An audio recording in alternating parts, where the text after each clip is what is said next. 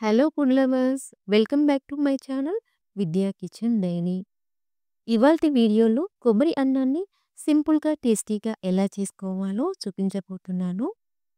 పండగలప్పుడు ప్రసాదంగా, మెయిన్గా దేవీ నవరాత్రుల్లో అమ్మవారికి నైవేద్యంగా ఈ కొబ్బరి అన్నాన్ని చేస్తుంటారండి. పండగలప్పుడే కాదు, టైం లేనప్పుడు లంచ్ బాక్స్లోకి సింపుల్గా క్విక్గా ఈ కొబ్బరి అన్నాన్ని చేసుకోవచ్చు. ప్రాసెస్ సింపుల్‌గానే ఉంటుంది కానీ, టేస్ట్ మాత్రం చాలా చాలా బాగుంటుందండి.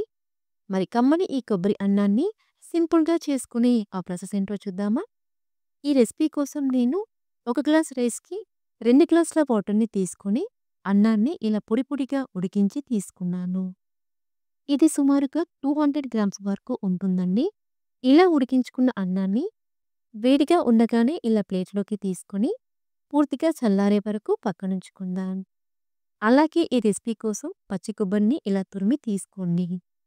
మీరు కావాలంటే కొబ్బరిని చిన్న చిన్న ముక్కలుగా కట్ చేసుకొని మెత్తగా గ్రైండ్ చేసైనా తీసుకోవచ్చు. ఒక గ్లాస్ రైస్‌కి 1.5 కప్పుల కొబ్బరి తురుముని తీసుకోవాలండి.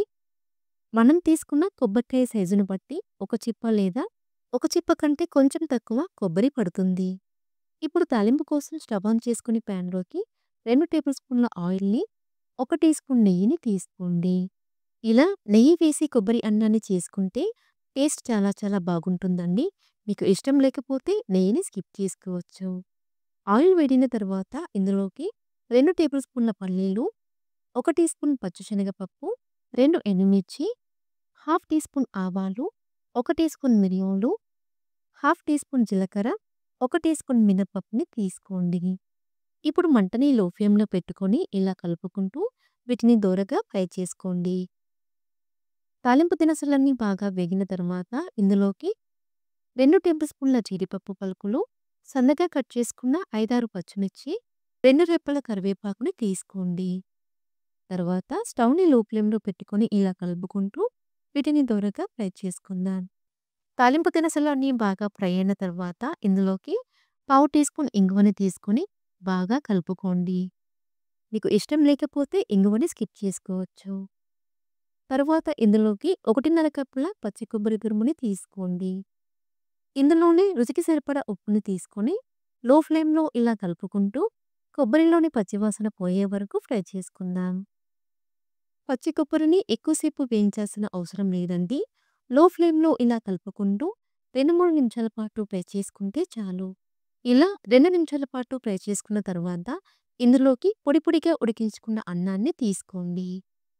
తర్వాత ఫ్లేవర్స్ అన్నీ రైస్‌కి పట్టే విధంగా ఇలా కలుపుకుంటూ మీడియం ఫ్లేమ్‌లో 2, 3 నిమిషాల పాటు ఫ్రై చేసుకుందాం.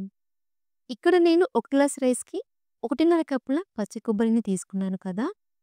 ఇన్ కేస్ మీరు హాఫ్ కేజీ రైస్‌తో కొబ్బరి అన్నాన్ని చేసుకోవాలి అనుకుంటే, హాఫ్ కేజీ రైస్‌కి ఒక పూర్తి కొబ్బరికాయ పడుతుందండి. అడుగంటకుండా ఇలా కలుపుకుంటూ 2, 3 నిమిషాల పాటు ఫ్రై చేసుకుందాం. ఇలా బాగా కలుపుకొని స్టవ్ ఆఫ్ చేసుకుందాం.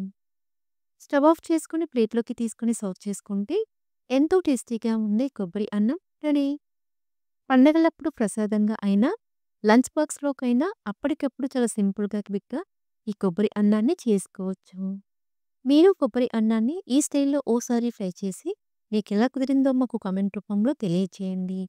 సో ఫ్రెండ్స్, ఈ రెసిపీ మీకు నచ్చితే లైక్ చేయండి, మీ ఫ్రెండ్స్‌కి షేర్ చేయండి.